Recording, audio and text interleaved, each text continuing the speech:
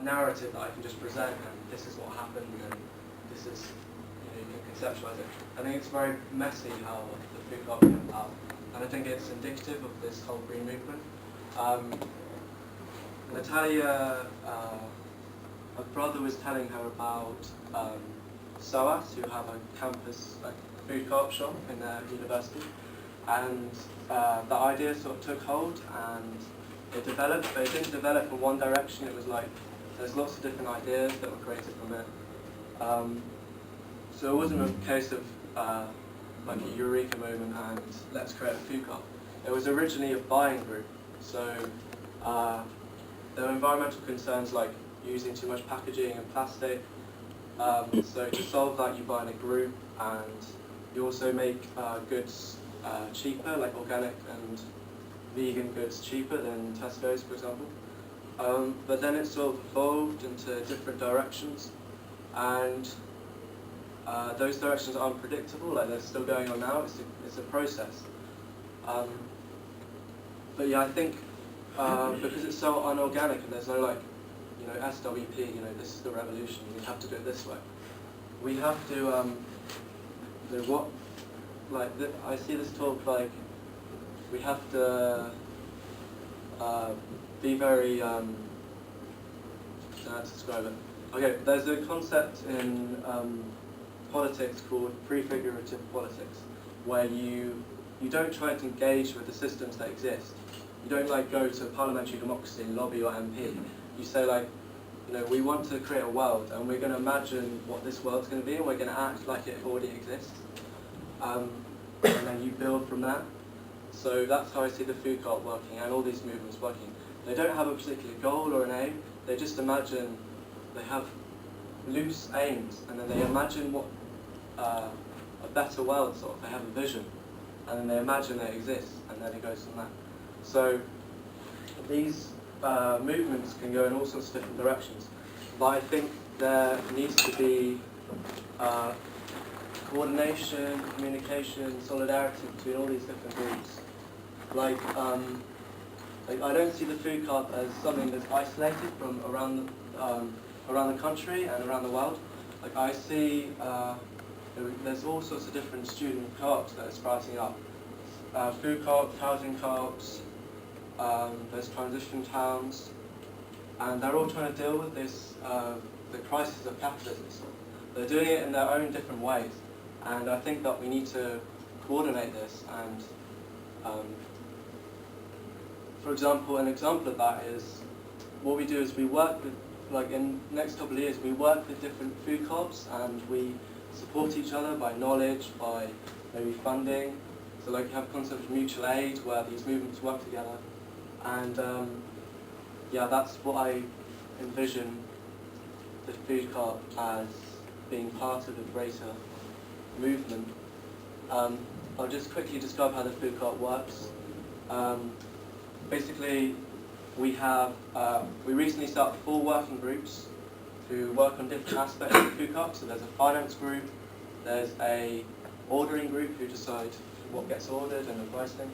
There's people who run the stall, and there's a publishing who publish things. And what we do is we have working groups on each day, and over time what we hope to do is transfer between the different groups. So say I've been doing ordering for a while, I'm getting bored of it, I transfer to the stall and I bring a different perspective to it hopefully, and I learn how the stall works, and then I transfer over to finance and I learn how that works.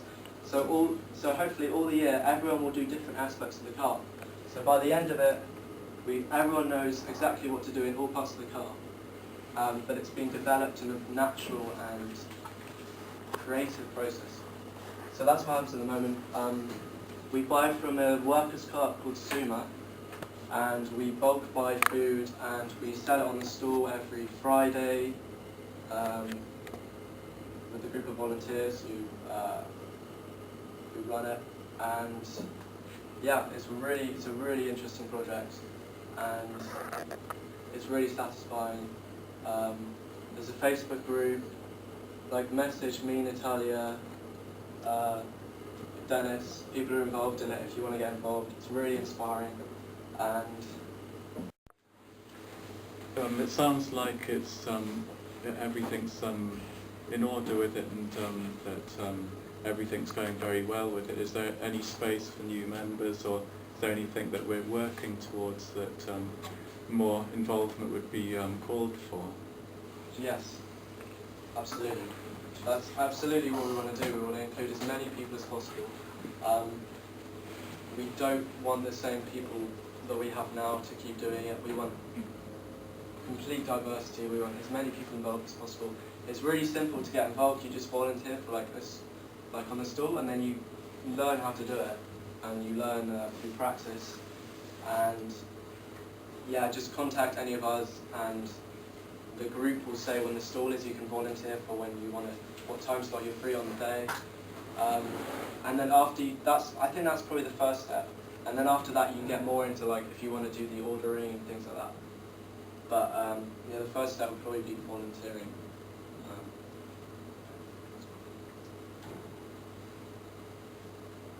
Yeah. Where exactly is the food co-op? Is there a shop on campus, or no? Where is this? Where is it? We have a stall every Friday, which is varies what time it is. It's a Wednesday. Well, I think it was changed because we did a poll to see when people wanted to do it, and Wednesday got the biggest. Okay. So we're moving it to Wednesday. Okay, well, we recently moved it to Wednesday, and it's usually like, it usually starts about 10 or 11, and it goes until 4. So if you guys are free, yeah. Yep. What happens with the profits? I take it just goes back into the co-op and helps. Okay, I'll describe how it works. A co-op is, we sort of don't really have a formal structure, it's more a loose structure.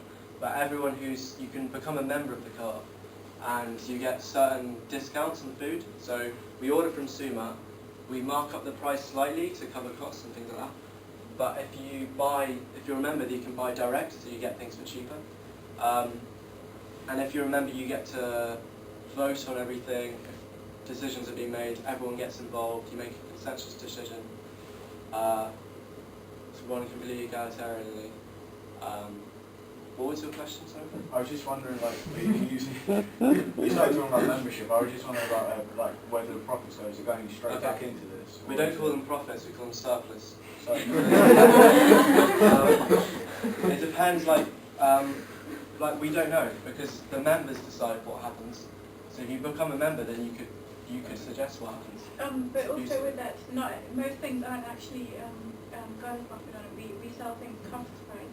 So we just order from an ethical supplier called Suma, and they deliver it to us. We had a delivery last night at 5 in the morning that Hugh went to collect, and Sam, one of my flatmates.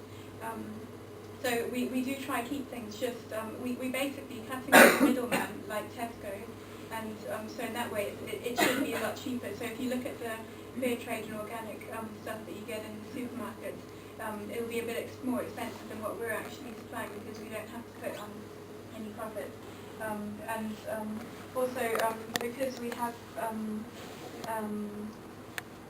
the redistribution project, which I'll be talking about, we raised up money for that, so we're putting that into the food co-op, which means that they can at least make the initial order and maybe a couple of orders, and then as people start buying things, their groceries, then that money then goes back into the next order, so then we can just keep it kind of rolling over.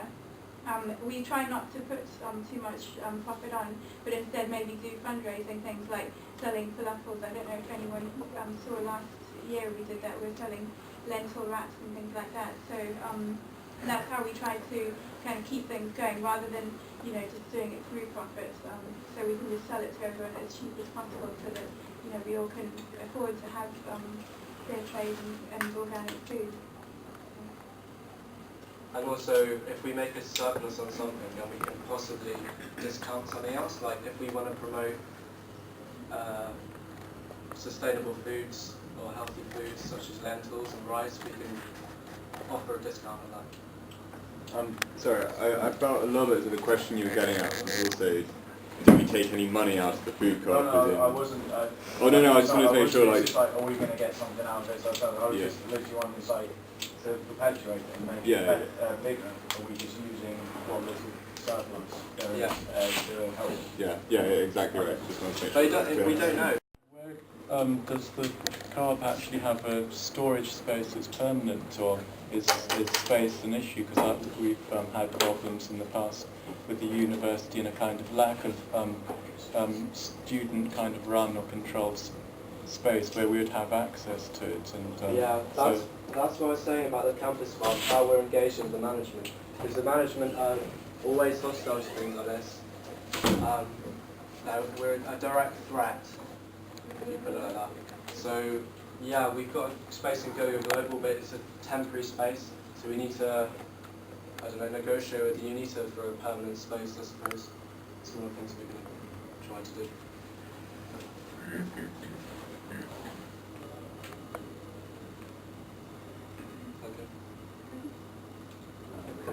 Yeah, I think